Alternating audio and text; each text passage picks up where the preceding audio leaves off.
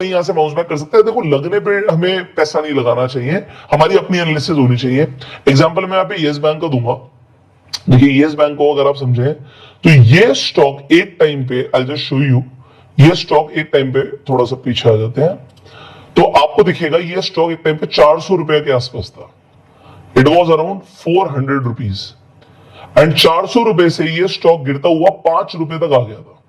तो एक चीज जो 400 रुपए की थी, जब वो टूटना शुरू हुई, आप मान लीजिए इस सिनेरियो पे लोगों को 160 रुपए पे लगा है, बहुत सस्ता है। उसके बाद ये देखिए दोबारा से 280 के लेवल्स तक भी गया, बट फिर वहां से और टूट गया।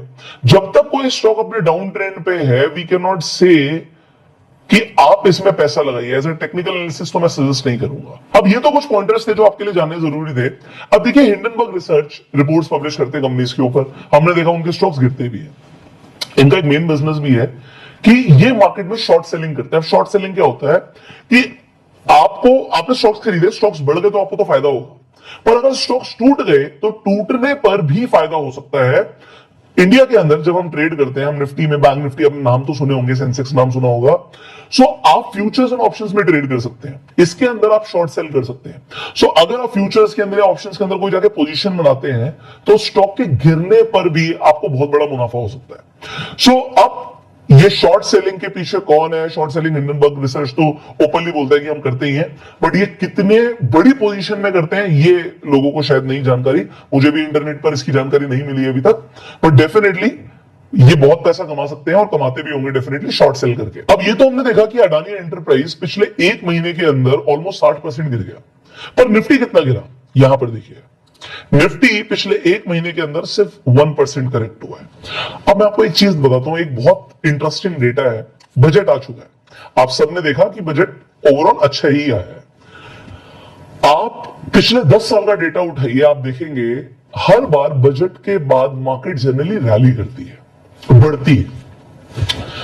निफ्टी 1% बेशक टूटा होगा पिछले एक महीने में, बट अगर आप नैस्डैक का चार्ट देखेंगे तो एक महीने में 17% बढ़ चुका है। S&P 500 ऑलमोस्ट 9.3% बढ़ चुका है एक महीने में। निफ्टी अदानी के 60% गिरने के बावजूद भी मेजरली करेक्ट नहीं हुआ।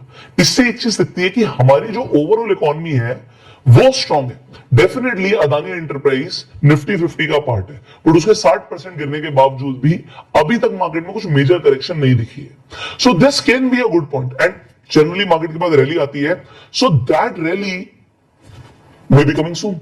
सो अगर वो रैली जल्दी आ रही है तो आप बस चार्ट्स के ऊपर नजरें गड़ाए रखिए, you will definitely find some good opportunities in the market. So down trend वाले कोई भी स्टॉक को मैं रिकमेंड नहीं करता। जब तक कोई स्टॉक अपने अप ट्रेंड में नहीं आता आप उसमें पैसा मत लगाइए। दूसरी चीज, आप डेफिनेटली फंडामेंटल एनालिसिस करके पैसा लगाएंगे तो आप गवाएंगे कम।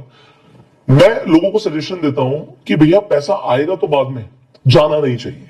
You should protect your capital. अभी भी अगर आपको लग रहा है मेरा लॉस हो गया, चलो और सही देख लेते, थोड़े टाइम कुछ रिकवर कर देता है, तो वो लॉस बढ़ भी सकता है। अगर आज आपका 100 रुपया आपके आंखों के सामने 40 रुपया 50 रुपया रह गया, तो मैं कहूंगा 50 रुपया बचा लो। अभी आपको मार्केट में और अपॉर्चुनिटीज दिखेंगी। आप एनालिसिस करने के बाद, और दो तरीके की एनालिसिस है, फंडामेंटल और टेक्निकल, दोनों एनालिसिस करने के बाद ही पैसा लगाइए। सो मेरा एक समरी मैं दे देता हूं। समरी सबसे बड़ी ये है कि यहां पर जो हिंडनबर्ग की रिसर्च रिपोर्ट है उसमें जो एलिगेशंस है, उस एलिगेशन के अंदर एक सबसे बड़ा पॉइंट ये है कि ये ओवर वैल्यूड है अदानी ग्रुप ऑफ कंपनीज के स्टॉक्स, जो कि मेरे हिसाब से कहीं ना कहीं सही है। बाकी एलिगेशंस के ऊपर I can not talk about, तो वो तो बाद में ही सामने आएगा। और वो मैं सिर्फ अपनी हिसाब से नहीं बोल रहा, वो हमें एनालिसिस बताती है कि आज की डेट में अगर आप ओवरऑल देखेंगे तो पी रेशियो बहुत ज्यादा है, तो इसमें इन्वेस्टमेंट मैं तो कंसीडर नहीं करूंगा, ना आपको सजेस्ट करूंगा। सेकेंडली, आज की डेट में अगर आप लोग समझे तो ओवर वैल्यूड आपको समझ आ गया। दूसरी चीज, अभी अदानी ग्रुप ऑफ कंपनीज को नया कैपिटल रेज करने में भी ना डिफिकल्टी होगी। अच्छा, कई लोग बोलेंगे कि भैया अभी आपने देखा कि एफपीओ आया, एफपीओ 100% सब्सक्राइब भी हो गया, मतलब लोगों को अभी भी यकीन है। आप ध्यान से देखिएगा उसमें रिटेल इन्वेस्टर्स ने कितना पैसा लगाया। फाइनली एक ओवरऑल अगर आप व्यू को समझे कि ये जो इस वक्त का बड़ा क्राइसिस है, ये क्या पूरे बाजार के साथ है? क्या निफ्टी गिर रहा है? वो हमने देखा कि निफ्टी कुछ मेजरली करेक्ट नहीं हुआ है। दूसरी चीज, क्या सारे सेक्टर्स गिर रहे हैं? जो अदानी ग्रुप ऑफ कंपनी जिन सेक्टर्स में, क्या सारे पूरे सेक्टर्स डूब रहे हैं? सेक्टर्स भी नहीं डूब रहे। ये कंपनी स्पेसिफिक प्रॉब्लम है। सो अगर कंपनी स्पेसिफिक प्रॉब्लम है तो कंपनी के साथ दिक्कत है, बाजार के साथ दिक्कत नहीं है।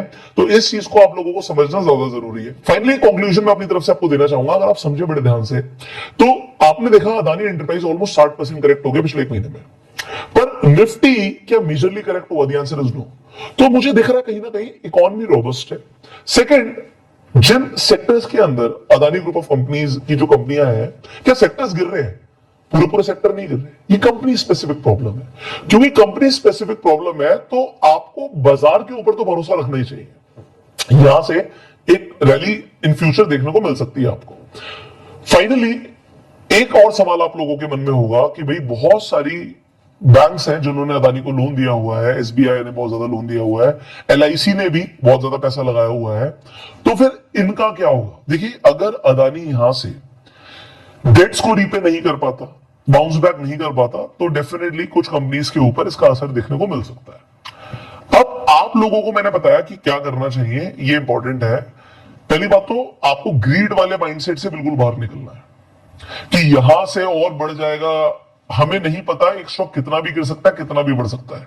So I do not know the bottom, you do not know the top, हमें नहीं पता। सो हम सिर्फ प्राइस को फॉलो कर सकते हैं। अगर यहां से कंपनी बहुत ज्यादा ग्रो कर जाती है, आपको ऐसा लगता है कि भाई यहां से कंपनी का रेवेन्यू अगले कई सालों में डबल होने वाला है, 10 गुना होने वाला है, तो डेफिनेटली आपको स्टॉक प्राइस भी भागता हुआ दिखेगा। सो जो स्टॉक प्राइसेस होते हैं, they are all about future, कि फ्यूचर में मार्केट को क्या लगता है क्या होगा। और मैंने आपको समझाया कि यहां पर कई तरीके की मैनिपुलेशंस हो भी सकती हैं। तो अगर रिपोर्ट कोई आई है तो ऐसा नहीं है कि हम उसे आंख बंद करके इग्नोर कर देंगे और कहेंगे यही बहुत अच्छा है। सो आप अपनी एनालिसिस कीजिए, उसके बाद ही इन्वेस्टमेंट का डिसीजन लीजिएगा।